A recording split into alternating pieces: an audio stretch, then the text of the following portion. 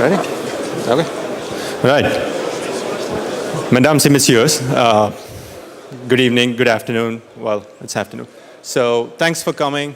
And my name is Sumanth. Our presentation today is about wearables and mobiles and how we have done some research based on the communication protocols for Bluetooth and BLE and what weaknesses exist. So why are we here? We are here to talk about wearable security, wearables and IoT being the latest trend in the market. We have done some work related to wearables security. Primarily, we have focused on Bluetooth and BLE. These are the communication protocols of choice for fitness trackers, activity monitors, what have you. And specifically from Bluetooth and BLE perspective, we have analyzed the base specification, what security it offers, how the spec describes how to do security correctly, how it does encryption, and so on. But there is one important thing that we need to talk about, right? So we are not talking about the base spec security that is offered by Bluetooth. We know it's good. It does a pretty decent job. It does encryption. And here we are to show that that encryption is not enough. How do you get around that encryption? How do you break things? How do you affect the confidentiality and integrity of communication data going between a wearable device and a companion phone application? Quick round of introductions. So my name is Sumanth. I'm a security research manager at Intel. I work out of the India office, and I manage the security team for a group called the New Devices Group. Primarily, we work on wearables-related security. In my previous career and previous jobs, I worked for Sun Microsystems and for Palm doing the same kind of security work. We also have a third security researcher who worked on this topic today. Her name is Kavya. She's not able to join us today, unfortunately. But I have with me my colleague, Eliza. I'll hand it over to her. Hello, everyone. It's Eliza here, and I've been working for Intel for last 2 years. So here, let's start. Okay, let's start by answering why IoT.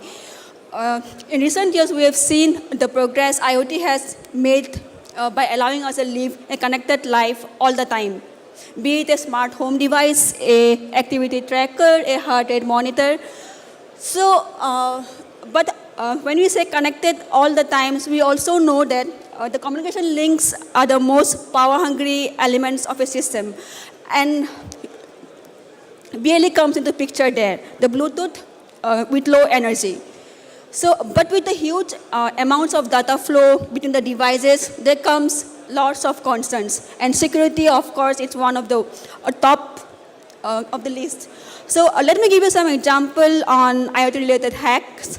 The baby monitor hack, the wireless car G hack, by Charlie Miller and Chris, and also in Black Hat 2010, Barnaby Jack was able to hack many wearable devices, including pacemakers and all. So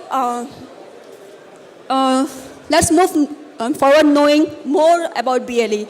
So when you look for the basic difference between BLE and BT Classic, we can see that with the advent of BLE, it enabled new applications which were not practical with Bluetooth Classic. By applications, I meant the coin cell battery, medical sensors, the wearables, etc.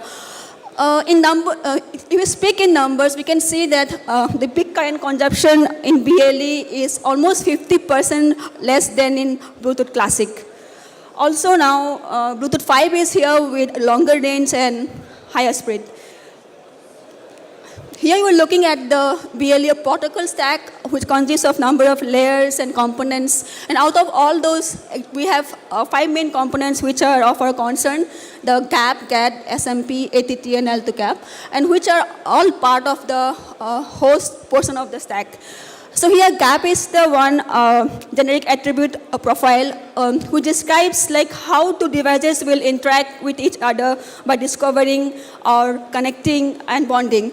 And CAT here is the attribute profile which describes how data will be transferred between two connected devices. It defines some characteristics and Okay, so characteristics here is where the actual value will be present, and when we say data are read and written, those are the actually characteristics which are read and written in BLE. So SMP here is the security manager protocol, which is obviously responsible for key generation and management, and ATT is the one which defines some rules for accessing data, and L2CAP is here responsible for multiplexing and encapsulation. So now let's see how BLE works. Here is let's take an example of a variable which is advertising its data to the devices in its range, and an observer which is listening for a data and is interested on the data advertised by the broadcaster. So how it starts is broadcaster will send its data in packets known as advertising packets in an interval known as the advertising interval. The observer, on the other hand, will scan for the data, and if it is interested on the scanning response which it gets from the broadcaster, it will send a connection request. If the broadcaster, on the other hand, accepts the request, it will assume the role of a GET server or peripheral, and the observer will assume the role of a GET client or central. The main point here is that after a connection is established, the data are not exchanged in a continuous space of time. So it's exchanged in an interval known as connection interval. And the value of this interval is plays an important role in the low power consumption of BLE. That was some basic introduction on BLE. Before moving to how BLE does security, let's understand some basic concepts of security related to BLE. So in a BLE connection, if one device wants to send data to another device, first it needs to pair. And we have 4 options. BLE provides 4 options to do the pairing mechanism. Those are the just works, numeric comparison, passkey entry, and out of band. So in just works, what happens? No pin exchange or user interaction is required. So this method is mostly applicable for devices with no display. So if both the devices have a display or a yes/no button to click, then we use the numeric comparison method. In this method, what happens? Code is displayed in both the devices, and user have to enter either yes or no. And passkey entry is applicable where one of the devices has a display and other with a keypad, or both the devices with a keypad. In the first case, what happened? User have to enter, display the pin in one of the devices, and in the other device, user have to enter the pin. And in the latter case, in both the devices, user have to enter the pin. So, and out of band, when both the devices are enabled, the out of band communication in Bluetooth, then out of band method is used. In this method, all the key exchange or security information exchange are done out of the Bluetooth band. Say, for example, NFC can be used, one of the out of band channel here. So let's see how BLE does security and what type of keys are used and generated. So in BLE encrypts the channel with AES system cryptography, and the keys used to do so are exchanged using the pairing mechanism, one of the pairing mechanisms which we have discussed in earlier slides.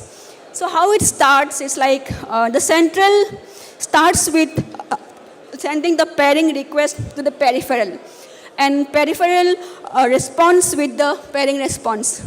So here, in this phase, actually what happens, both the peripheral and central exchanges their input-output capabilities, say authentication, bonding requirements, and list of keys, etc. After the exchange of the information, both the devices generate the first key, the temporary key. And after that, both the devices using some confirm and random values, they verify that both are using the exact key. And using the TK and random values, then both the devices generate the STK. STK here is the short-term key, and it is used to encrypt the further channel width until the exchange of next set of keys.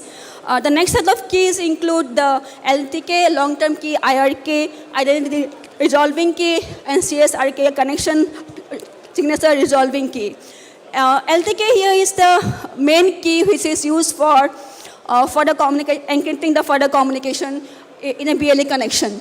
So LTK here is exchanged and generated using ECDH, elliptic curve Diffie-Hellman cryptography, and including this security, BLE also provides two extra features. So one of the features is the LE privacy feature, where the devices generate some random addresses to hide their identities.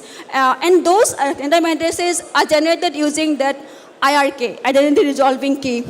And later on, these IRKs are also used to resolve those random addresses to the actual MAC addresses. And CSRK here, it is used to sign the data.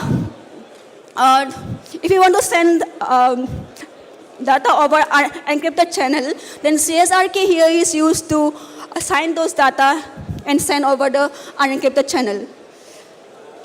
So this was all about the keys and all in BLE security, and as I already mentioned, it supports ECDH for key exchange and AES-CCM for encryption. For developer to establish a BLE connection, iOS provides a BLE framework with the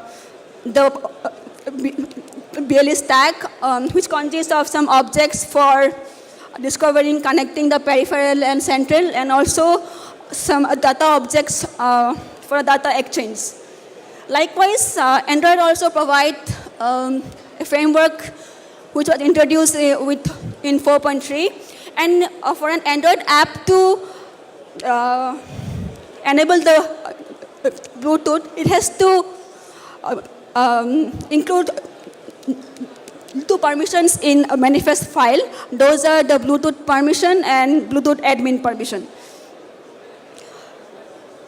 I spoke all about how BLE works and security and all. But if we speak about non-security risks in BLE, it's all about the proper choice of options which BLE provides. Say if the source mechanism is used, and you first know where to verify both the devices. So obviously it will be like, it won't be protective against the MITM attacks. And also in Mike Ryan's research has proved that if you can eavesdrop the pegging mechanisms which happens in a BLE communication, then we can easily crack the encryption key. So that was all about the introduction on BLE and all. Now I'd like to hand over the mic to Sumanth. All right, thanks, Eliza. So that was the intro about BLE, what the spec is, what security it offers, what keys are supported by the spec itself. So let's move on to the actual research that we did, the security weaknesses that we found in the base spec, and as well as the adoption of the spec in some of the smartphone platforms. So if you look at a wearable ecosystem today, right, so for example, take a fitness tracker, activity monitor. There are so many of these products in the market, take any of them. Broadly speaking, this is what the general infrastructure, this is what the flow looks like. Right? So you purchase a product, you open it out of the box, you typically install an app. On your Android phone or on your iPhone, you install the app, and then you provision the device. Once you provision, the wearable device itself could connect to some external peripherals. It could be like a pedometer, a chest strap to measure your heart rate information, etc. And the app that you install on your Android or iOS also usually comes with a cloud-based account. right? So where you sign in, you have a much richer set of APIs, a web portal, some charts, graphs to see what your data looks like over a period of months, over years, and so on. So there is the backend infrastructure. The phone app, hopefully, always communicates over HTTPS, security consciously. And between the phone app and the wearable device itself, the commonly used protocols are Bluetooth and BLE. We spoke a lot about that. And to connect to external peripherals, commonly BLE and ANT Plus are being used. Rarely Bluetooth because it's too power hungry. For the purpose of this presentation, I'm going to look at just the highlighted area there, the communication between the wearable device and the companion phone application. All right, so let's start diving into the problem area. So if you look at the communication between the watch or a fitness tracker and the companion app, there is a whole bunch of data and commands going back and forth. So in the direction from the app to the watch, there could be two types of data going. One is a whole set of commands, right? So you purchase a watch, a fitness tracker, you need to update it, you need to do a firmware update. Your phone application comes to know that there is a firmware update. So what usually happens is that it sends a command to the wearable. It says, get into a position where you can accept the new firmware, and then it pushes the actual firmware itself. There could also be support for changing the broadcast name of the device. For example, if you buy an iPhone today and you provision it, by default, it broadcasts the name that you use for your Apple account. People may not want to do that, right, out of privacy reasons. So you could change the BLE broadcast name, for example.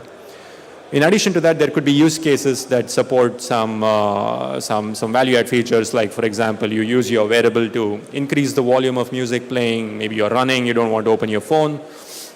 Also, if you get a text, a Facebook Messenger message, a WhatsApp message, what have you, it is possible that some of these wearable devices will pop up a message, will throw a sound, do a haptic feedback, and you know what's going on. So in the other direction, from the wearable to the phone itself, there could be a lot of activity, right? So your wearable could be collecting your heart rate information, your GPS location information, as well as data related to your music, your calls, etc. And all that data is going from the watch or the wearable to the companion phone app. So going back to the BLE spec and what it offers in terms of security, Eliza spoke about a whole bunch of keys, including the long-term key. And the long-term key is used to encrypt all this communication between the wearable and the companion phone. I repeat, the companion phone. Okay. So what this means is that if there is a network-based attacker, someone who is sniffing on all the traffic that is going between the watch and the phone. For example, there could be communication between my watch right now and my phone. If you're sitting here in the audience using Ubertooth or something like that and sniffing the traffic, all you see is just garbage. You won't be able to see anything meaningful right now. That is protected by the BLE spec. It's encrypted using the long-term key. The problem, however, occurs if there is an application sitting on your phone where the legitimate app is also installed and is using the same Bluetooth framework, the same Bluetooth services and the BLE services that exists on Android and iOS, right? So the point here is that the DMZ, the militarized zone, basically is the entire phone and not the particular app that is communicating with the wearable. So that's where our punchline really is. So on all applications on Android and iOS using the standard CB framework or the Bluetooth service that is in the Android SDK, as long as they use that, they get all privileges just like a legitimate application that is communicating with the wearable. And as Eliza already mentioned, on Android, all you need to do is use the Bluetooth and Bluetooth admin permissions. There are thousands, if not tens of thousands applications in the Android Play Store and the Apple iOS at the App Store that use these permissions, that use these classes, right? So the bouncer or whatever has happened to bouncer these days for policing the applications definitely does not filter based on these permissions that exist in your manifest file. So these are very safe. Apple and Google don't have a problem with these. And the Bluetooth admin looks like it's a privileged supervisory role. But if you look at the documentation today in Android SDK, it says the other abilities granted by this permission should not be used. When you're a malware application, you don't really obey the rules, right? So we did some research to understand what's happening in the market, both in products that does not have any Intel connection, as well as products that have an Intel connection, because we work for the wearables group at Intel. And in the first ecosystem that we looked into, this is a really popular fitness tracker, activity monitor kind of a market segment. This class of products use BLE, and their code is proprietary. We did not have access to any of their source code. But there is some research that talks about what their headers look like, what the packet format looks like, and so on. And we just reused some of these blog posts and publicly available information to understand what the packet headers look like. Then we wrote a malware application. So all the malware application did was to look at all the GAT characteristics that the wearable device is broadcasting. Right? So if you look at the BLE GAT characteristics that this thing is broadcasting, there might be about 8 or 10 of them, not a lot. So by trial and error, we just listened to all these GAT characteristics. We then just subscribed to them using the standard SDK given documentation, and then started listening to them. And if you look at the screenshot here, on the right-hand side is the malware app that we wrote, and the left-hand side is the good old Android logcat. And let me show a demo now to see what we actually did.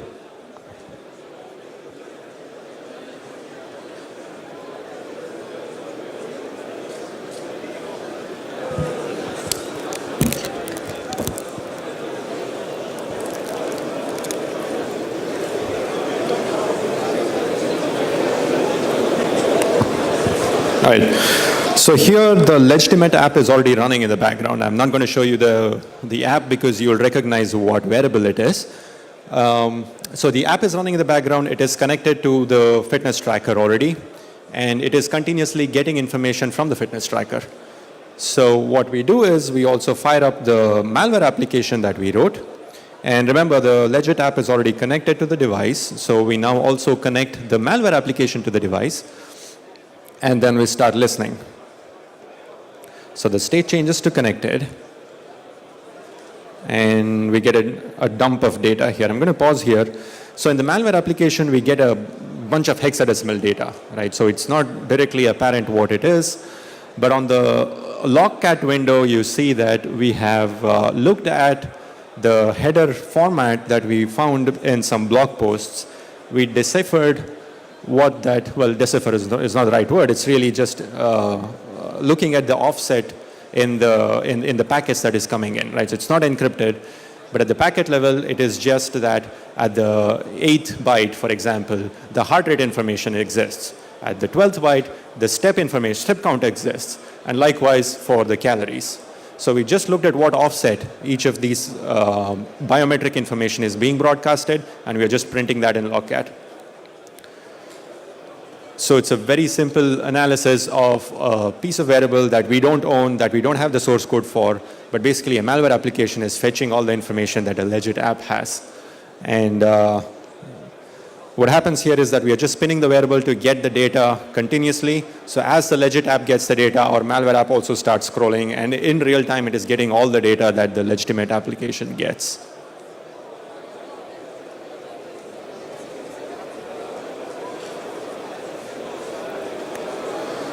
So the second class of variables that we researched into, it uses Bluetooth, BLE, as well as Wi-Fi. Right? So in this case, the variable directly talks to the cloud, to the backend. And because the device now bypasses the whole channel of having a companion phone application, it makes it so much harder. This allows the variable to also have much more stronger encryption to be built in, and therefore fewer app-associated threats. So we ran the same malware app to understand, to understand what is being broadcasted over the Bluetooth channel, and it turned out that we got nothing. So there was no risk in this case, and the application and the variable turned out to be pretty secure. The third class of variables was a little bit of fun. So in these products, when we ran the malware application, it turned out that by default, the variable was just throwing us out. It was refusing to accept any commands. And whatever we did, we were not able to get any confidential piece of information from the variable. So we tried to understand a little more, and we tried to come up with some other cases where we could subvert the system.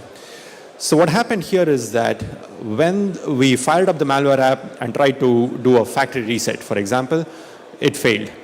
But we decided to run the legitimate app, have it establish a valid session, have it establish things working between the application and the wearable, and then we fired up the malware app and then we pushed a command, and that worked. Right? So clearly the developers here, the architects, had thought about security. So they had decided that when you write a legitimate app, when you write a companion app, it has to authenticate itself to the wearable, and only then it should do all its operations. So good job there. But they assume that once you set up a valid channel, everything is fine then. But clearly that's not the case. What happened here is that the malware app basically piggybacked on the existing channel and then waited for the legit app to be functioning correctly, and then it started injecting the packets, right? And that worked. So the moral of the story here is that you cannot just protect the handshake. You cannot just encrypt the handshake. You need to encrypt and protect and integrity protect every single piece of information that goes between the wearable and the companion phone application. So quick demo for that.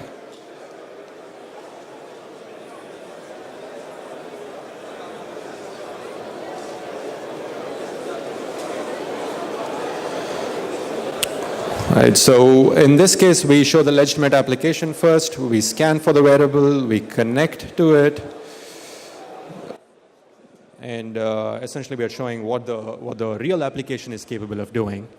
Right, so in this case, we have the app connected to the wearable device. And in terms of functions, we have implemented a few standard functions: reboot, power down, and factory reset. So when we hit reboot on the real application, on the valid application, on the left-hand side, you see the Minicom logs there. The wearable device reboots. As expected, everything is functioning fine. And now we fire up the malware application, which we have basically implemented the same kind of features. I'm going to pause here. So basically, the idea here is that the commands that are being sent, reboot or factory reset, for example, these are just simple hex commands. Nothing secret about it. Okay? So the malware application tries to do reboot, and it fails. So now we wait, and in parallel, we connect the real application. We also fire that up, and then we wait for the real application to connect and establish a valid session, do the handshake security, and then set the stage for the malware application to come in, and then we do a reboot command. And that causes the device to reboot. I think the video played ahead of my talk there. But you get the idea, right? So just the malware app, hit reboot. The device does not reboot because it says you're not authenticated. I'm not going to honor your command. But when you fire up the real app, establish the channel, and then you hit reboot on the malware app, that works.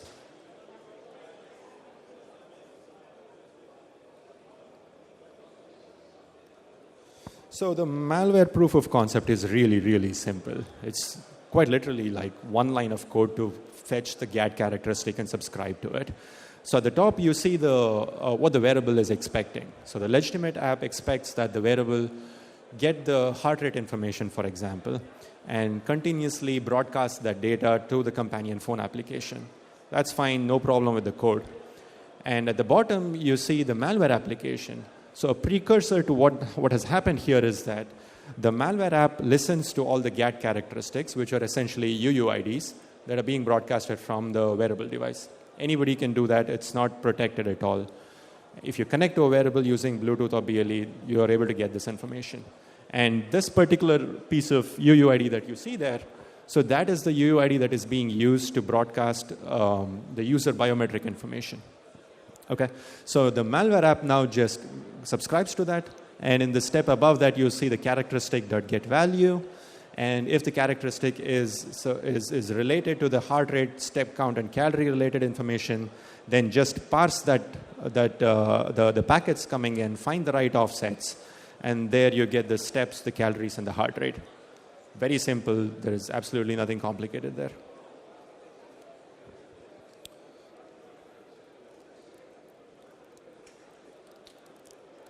So why do we care? I know the security guys here are thinking, yeah, this requires a malware application to be installed on my phone because that's a trust boundary. That doesn't happen so often, and the Play Store and the App Store are really protected. But remember what I said about Bluetooth and BLE being very common. Okay, so the Play Store and App Store are not really protecting you from bad applications that just request Bluetooth admin privileges, number one. Secondly, the risk is somewhat medium because it is true that you require a malware app on your phone, but the impact can be really high.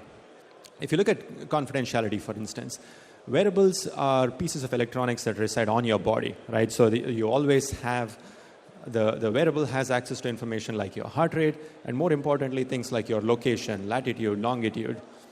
If you go for a run with your fitness tracker, it knows exactly where you are, at what time of the day, how many days a week, week over week. And if a malware application gets access to that data, think about the physical security impact that can have.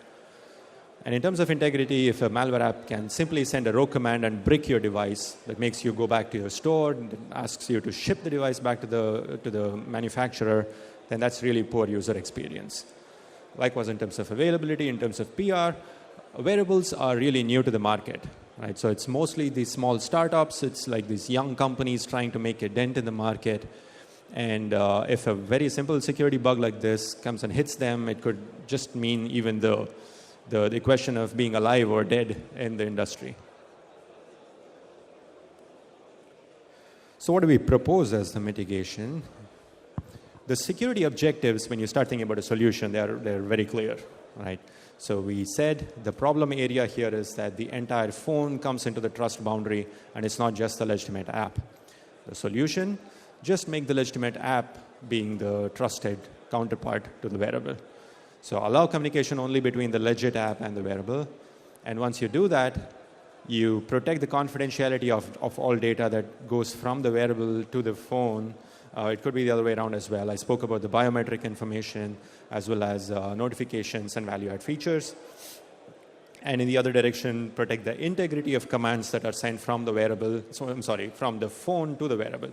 Things like factory reset, do a firmware update, do a device reboot. These are the commands that should be executed only by the valid application, not by any application.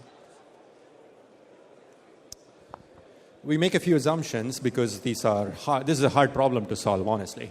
So some of the assumptions that we make could be that the out-of-the-box experience, basically when you take the wearable out and you want to connect with the phone, the first application to talk to the wearable is the legit app. And depending on what you trust on the phone, it may or may not be in scope if the phone is jailbroken or rooted, because you may trust the application sandbox to protect some of these secrets. And also man in the middle during BLE is an assumption. So Eliza spoke about some of the JustWorks related security assumptions. By default, for example, JustWorks does not protect against man in the middle.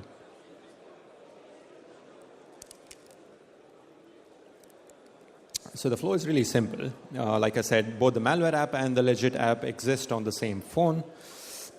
We have the Bluetooth stack and the BLE stack and the BLE hardware on either ends. We pair between the phone and the wearable. It's not really an app on the wearable. And this channel is used by the legitimate app. But because the service and the framework exists so that it is multiplexing for all the applications on the smartphone, we have multiple apps using the same link layer to transmit data, which means the malware application is also using the same channel for communicating with the wearable. What we need is a separate secure channel between the application, the legitimate application, and the device, where that is limited to only the legit app. And if the malware app tries to behave in a way that is not conducive to the user, then that should just be thrown out. So this is a rough design, right? So a solution here, it doesn't have to be the solution, is where the legitimate app does a key exchange between itself and the companion wearable. You come up with key KP, and the key KP can be used for protecting the integrity of commands. Again, for example, factory reset, firmware update, and so on, using an HMAC with that key, and you send it to the device verifies it, and only then acts upon that command. And for confidentiality, you just use encryption. Because the malware application is ignorant of KP, it cannot do any kind of read or write operations. And because on the other hand, on the wearable side, assuming the wearable is always trusted, is just garbage if it tries to send a command. The real world does not look so rosy, right? So it's not one simple application, one simple service on the wearable side. The real world is much more complicated. For example, if I have a fitness tracker, I could have a fitness tracker that comes with a companion app. It could also be possible that the weather application, Uber, Facebook, any of these apps want to interact with my wearable. There are lots of use cases for that.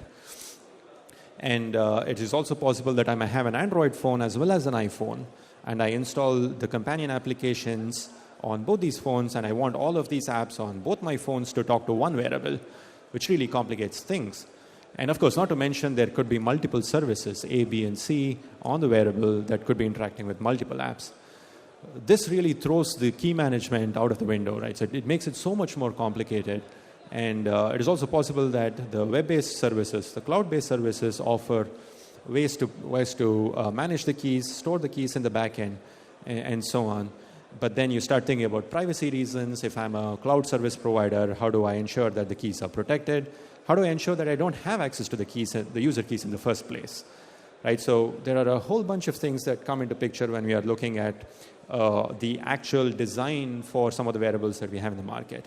How many apps do we want to support? Do we want to support an SDK? How many services do our wearables have? How do they do the mapping, right? And wearables are really tiny, low power, low performance devices. Crypto is hard. Crypto is expensive.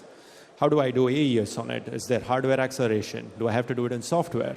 If I have to do it in software, what libraries can I use? What algorithms do I need to support?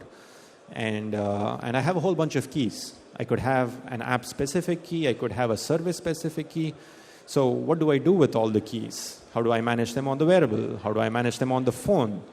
And if a cloud is coming into the picture, how do I manage with respect to protecting the privacy of the keys? So I'll do a quick demo of the fix.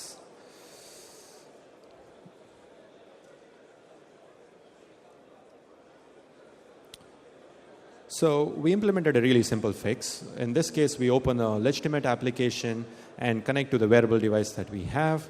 And in this example, you see that we get a Facebook Messenger notification. So observe the top of the phone. There is a message there that comes in, right? So in the legitimate application, in the logs, you also see the same message. So this is normal operation. Everything is working fine. So now we have a malware application now that is also running in parallel with the legitimate app. And remember what I said. In this case, the same framework, the same classes are being used by the malware app, which means that if there is a secret message that comes in and the wearable gets it, the malware application can also get it in the normal case. So in the fix, however, that's the secret message that we got, but the malware application just gets garbled data. It's just encrypted. It has no idea what it is. But the legitimate app gets the actual message. So we have implemented encryption and integrity checks between the legitimate app and the wearable. The malware application now cannot get access to the data.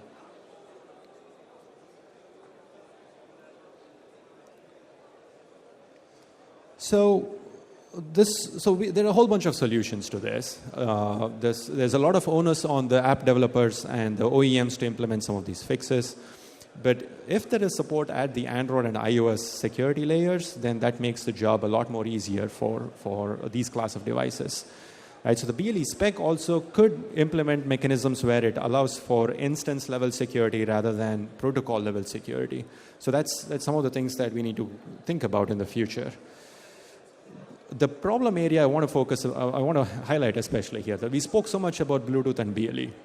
The problem is not with Bluetooth or BLE here. The problem is not with Android and iOS by themselves either. Right? So the problem exists in how the spec has been adopted on these platforms. The risk can be pretty bad. The wearable market is thinking about use cases where we are talking about using these for access control, for payment, for finance-related cases where things can turn really nasty if you lose track of personal information. And we know that protecting from network attackers is just not enough. So that really wraps up. I hope this was useful and you guys learned something. If you have any questions, I'm happy to answer them on the stage or after that.